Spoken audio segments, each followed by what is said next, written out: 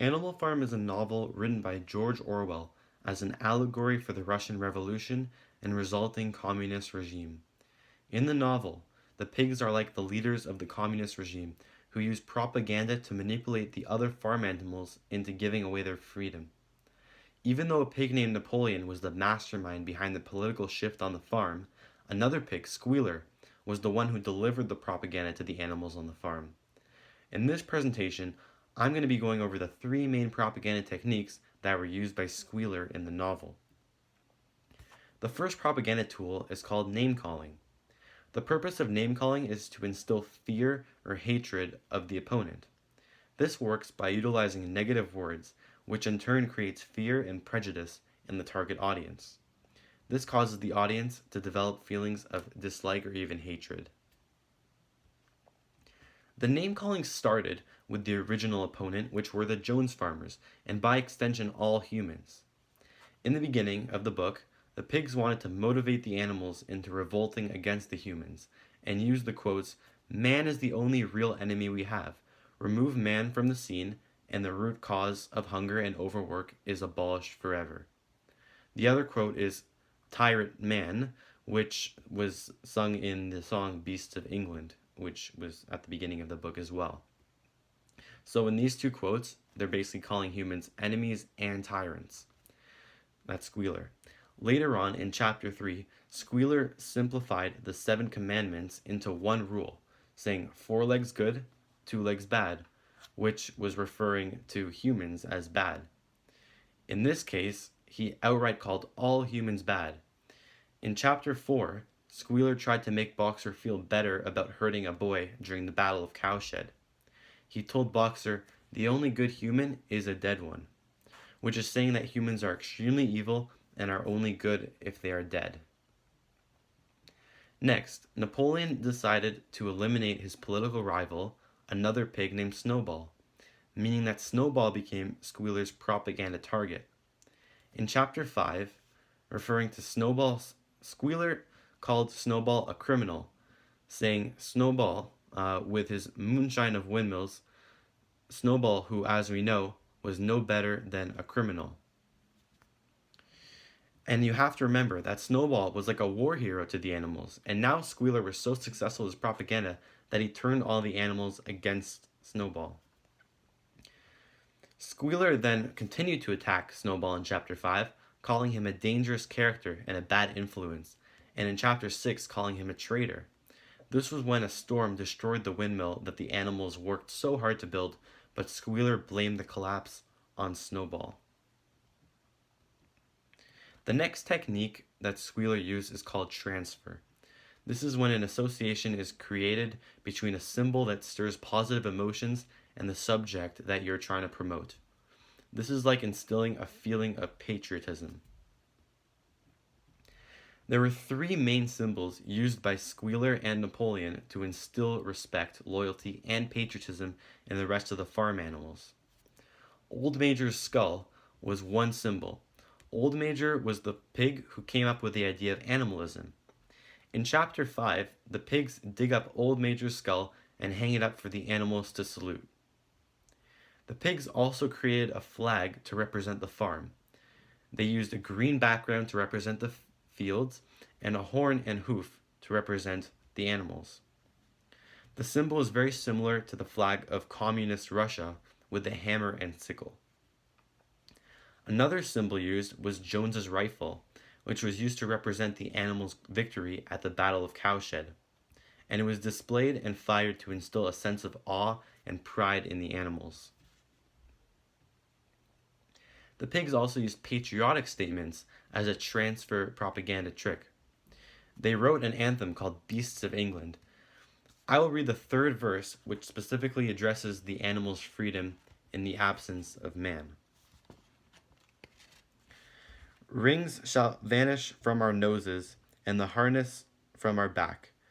Bit and spur shall rust forever, cruel wimps no more shall crack. Squealer also made speeches to inspire patriotism in the animals. In chapter 7, it says, It says, Squealer made excellent speeches about the joy of service and dignity of labor. And Boxer, the hardest working animal on the farm, also became a patriotic symbol for the animals. Card stacking is the next technique I'm going to go over. And it's a technique where evidence is presented subjectively, showing a one-sided benefit and making the other side of the argument look weak. The person making the argument uses partial truths or even lies in order to make their point of view seem valid and to invalidate the opposing party. So Squealer used card stacking whenever the animals doubted Napoleon's honesty or morality. We see this first in chapter 3, when the pigs become the only animals permitted to drink milk and eat apples. Squealer justifies the pigs' actions by making it seem like pigs are actually making a sacrifice by consuming these foods. He says, "It is for your sake that we drink that milk and eat those apples." Squealer also used card stacking to villainize Snowball and turn the other animals against him. He used Snowball as a scapegoat and blamed him for everything that went wrong on the farm. Of course, Snowball wasn't there to defend himself, so these arguments that Squealer made against him were perfect examples of card stacking. For example, although Snowball was the pig whose idea it was to build a windmill, Napoleon took credit for it, and Squealer convinced the other animals that it was Napoleon's idea. This is when he said, "The windmill was in fact Napoleon's own creation."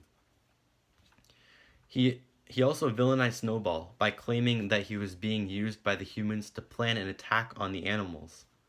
This is his quote, "Snowball has sold himself to Frederick of Pinchfield's farm, who is even now planning to attack us and take our farm away from us.